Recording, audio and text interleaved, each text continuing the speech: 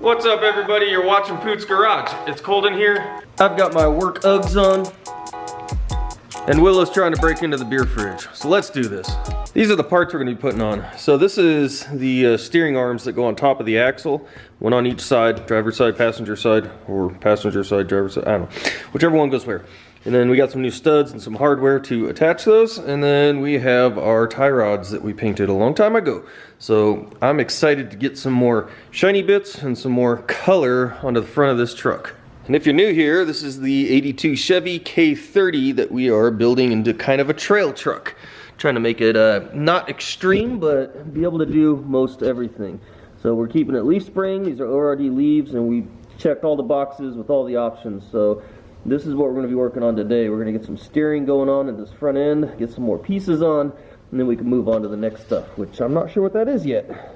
Before we get working on the truck, I just want to say that we still have stickers to give away. So if you would like one of these, just send me your address to pootsgarage@gmail.com. That will be in the description below. I also like to know where you guys are watching from. So let me know in the comments where you're watching from, your city, your state, whatever you want to represent, and I'll put a red pin on the map. So for this week, let's go to the map and check out what we got. And here's the map. So I haven't done this in a few weeks, so we got a lot to get caught up on. I've been keeping track though. We got 17 pins to put on, so let's do this really quick. First up is Vancouver Island, Crofton. That's just barely on the map. Then Yuma, Arizona, Patterson, California, Burnhamwood, Wisconsin, Sioux Falls, South Dakota, Leduc, Alberta, Canada, Mobile, Alabama. Had a comment for just Nevada, so we'll just stick you right on the name of Nevada. Mooresville, North Carolina, Spring Lake, North Carolina, Longview, Washington, Tijuana, Mexico, Prince Edward Island, Canada, Luling, Texas, Houston, Texas, San Diego, California, and last is Houston, Texas again. So we're doing good on filling this thing up, so let me know where you're watching from and I'll put another pin on the map. So as a car-based YouTuber, you know we gotta address something, and that was the passing of Ken Block. You know, that was a big deal. So many of us have watched the Gymkhana videos over the years. I mean, when did the first one come out? That was, what, 10 years ago or something like that? And that was the coolest thing I had ever seen on YouTube when that came out, you know? So, and then they made so many of them, you know, what was it, like one a year or something after that. Really cool stuff. So, so many of us have been there and watched him through the years on YouTube and whatnot. So it's kind of a big deal to see him, you know, die, and now we just got to deal with what he left behind. So I did think it was kind of interesting though that K&N, you know, at my Christmas video I mentioned they had sent me some stickers, and they had a little deal going with Hoonigan to kind of sign up for their email, and then they would send some stickers to you during Christmas or whatever, and they did. So K&N had sent me, you know, the pack of the K&N stickers, pretty cool, put those on different things, but they had also sent me a Hoonigan sticker, which happened to be number 43, which was Ken Block's number. So kind of weird that it's a ghost too. That's kind of strange, but we're gonna put that up. I'll put that on the beer fridge over here. It's a pink sticker, so I can't really put it on. You know, I thought about putting it on the Corvette, but then I noticed it's pink, and I'm like, I don't want a pink sticker on the Vet. Maybe I'll buy something else to put on there if I really want to. And if you're not aware, like, Ken Block goes way back too. You know, he co-founded DC Shoes, which, you know, I was wearing DC shoes back in when skate shoes were, you know, they were as big as possible. They were these giant clown looking shoes with the giant tongues that were, you know, this fat. So, you know, I remember wearing all those shoes back in the day. So it kind of hits home a little bit seeing that happen. And then obviously I believe he owned or started Hoonigan, so that whole channel, which is one of the biggest channels on YouTube, you know, I wear their stuff. I have their hat and their shirt I wear. People always ask me what it is that don't, you know, watch YouTube stuff, but yeah, it's kind of a deal. So he was like an innovator, and he did a whole bunch of great things for the kart community and YouTube and all sorts of stuff. So yeah, RIP KB43. That's all I got to say about that.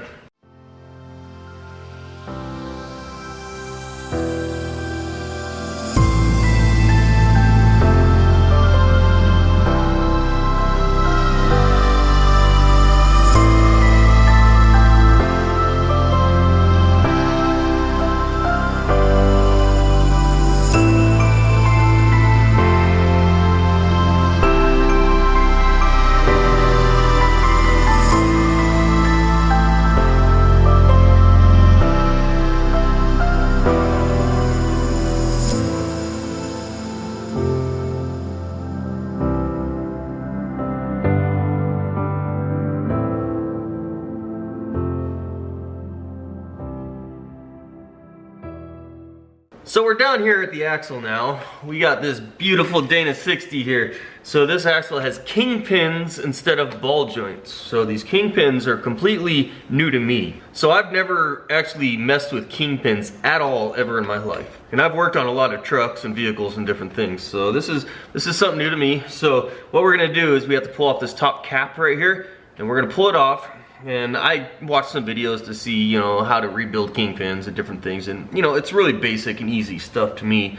So I'm not worried about it. But yeah, we're gonna pull this kingpin off. I think this knuckle gets a little loose on us, but it's not a big deal. So we just gotta clean things up. And my biggest concern is finding any surprises inside of here, you know, rust or worn out parts, broken parts, different things like that. So, but there's not a whole lot going on in here besides I think there's a plastic cup with the spring and all this other stuff, and there's upgrade parts for them to do like bushings. Like there's like a bronze bushing that kind of like replaces everything, but I'm not worried about that right now. So for now we're just gonna pull this off and see what's in there, and hopefully, fingers crossed, that we can just put our new piece back on.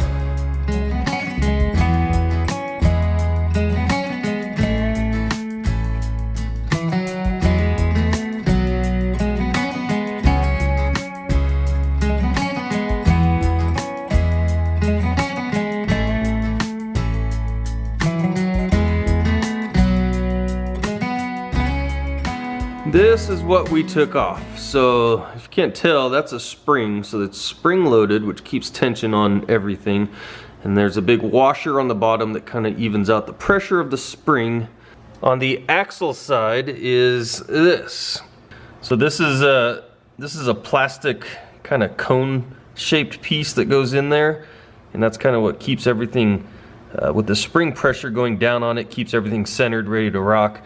And that, I believe the plastic piece is what kind of wears out on these. So I think this one's tight. I feel like this was a military truck. It had brand new hubs and studs put on it when I got it, even though the thing was rusty as hell, as you could tell when I rebuilt it earlier. You can see those videos before if you really want to get into that. So I'm hoping, if this was at the military when they did this work, that, you know, they were just like rebuilding everything constantly on them, or it's been completely neglected. I don't know, but it's got some sort of grease in there. It seems pretty good. I got to clean this up. It's got a gasket, which we are not using a gasket on the new piece. It actually recommends not to. So we'll clean this all up. Oh, no, I'm not cleaning that. I don't care about that piece. I do need the spring and everything though. And then we'll put the new piece on top and call it good.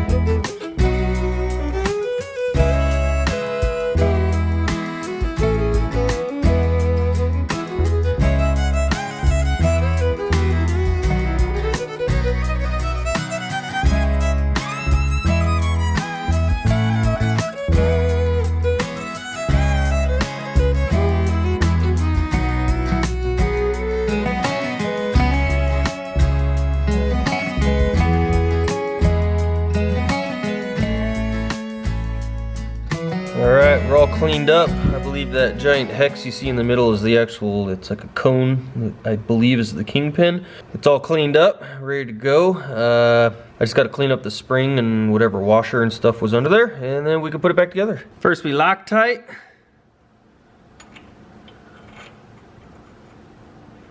Well, I ran into a quick issue. I don't have any RTV to put these steering arms on right now, so we're gonna have to grab those in the morning, and I don't think there's anything else I can do tonight. So let's go to bed.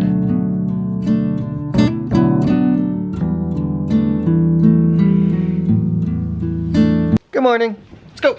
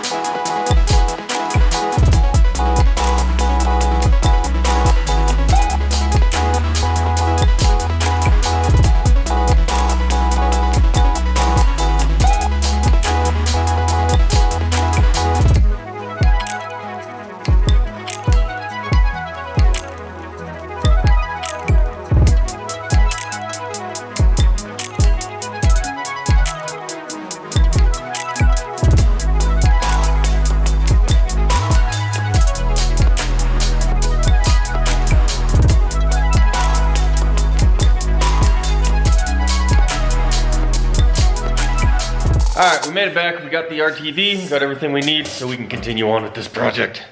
So we got everything cleaned up. These are the springs that were in there that you probably couldn't see before because I hadn't shown them yet. They were covered in grease before. So these basically are just gonna sit on top and those push down on that cup in there. So I'm just gonna put a little fresh grease on the top.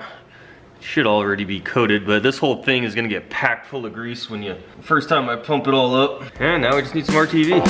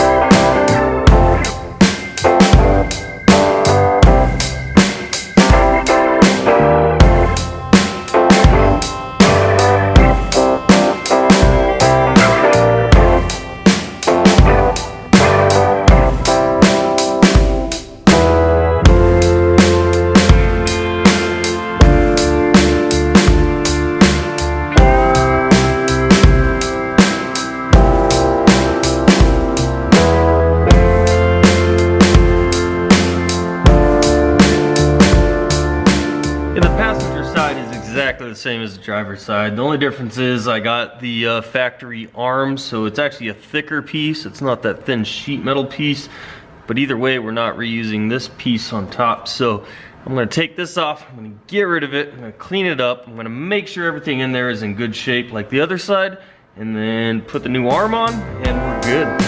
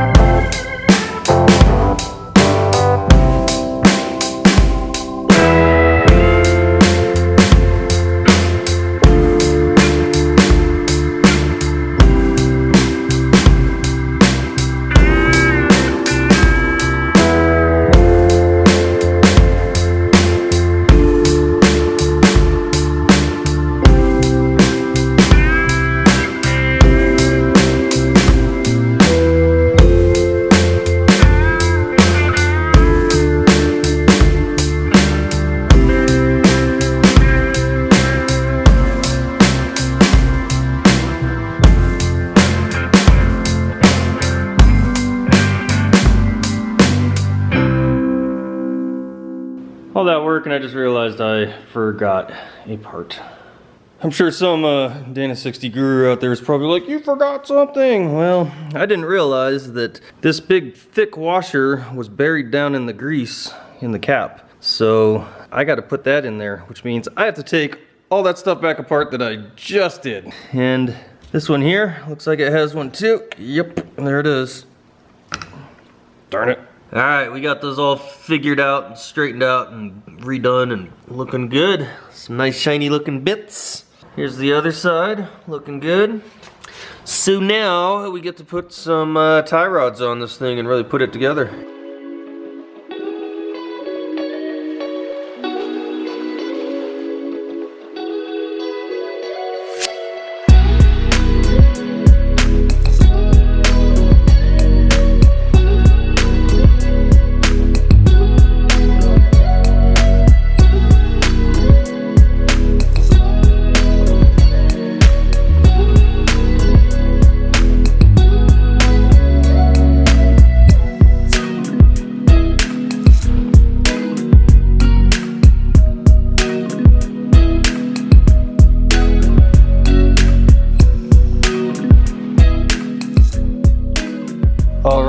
All right, we are getting there. Hell yeah, look at that. We got steering, almost, still need a steering shaft. But we are getting this thing together. Look how high up all the tie rods are, way out of the way. Don't have to worry about hitting those on rocks and stuff. Oh yeah, she is looking good. Now the only thing that concerns me right now, but I really don't think it's gonna be an issue the more I look at it, is you see how those the drag link and the tie rod almost look like they're kind of crossing. The drag link goes up over the tie rod, but this axle is at full droop right now. And at full droop, the axle actually swings forward because the shackles are on the rear. So the whole thing's forward, so I think at ride height, it's probably gonna ride about right. And then under serious flex, I think that tie rod will be way behind the drag link. So I think we're good. This is looking pretty sweet. It is all done. I kind of just went through and finished it up, torqued the castle nuts. We got the cotter pins on there. We put all the Zerk fittings for the grease in. So this portion is done. It does contact this one U-bolt here. So I definitely got to cut these down. They just look horrible how long they are anyways. But it does contact at, you know, full lock. So I'll cut those down and hopefully everything clears. But if it just touches a little bit at full contact or at full lock, it's not that big of a deal.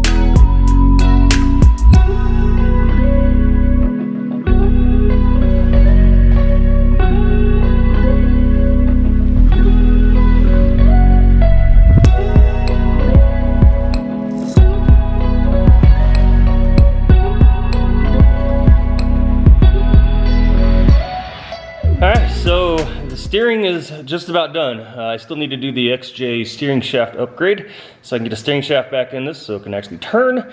But other than that, the steering's done. Next, I would really like to do front shocks, but I have those extended front shock mounts, which I don't think I know where to put those until this vehicle is on the ground and maybe even flex it out a little bit. So those shocks might have to wait a long time. And I can't put it on the ground because I don't have wheels and tires yet, as you know. So that's where we're at. Next, I can probably start doing like the rear disc brake kit. I can start putting that stuff on, and I gotta buy front brake calipers. I gotta finish up brake lines, stuff like that. So a lot of little stuff. So we just gotta keep knocking it out every weekend. But other than that, I'll see you guys next weekend.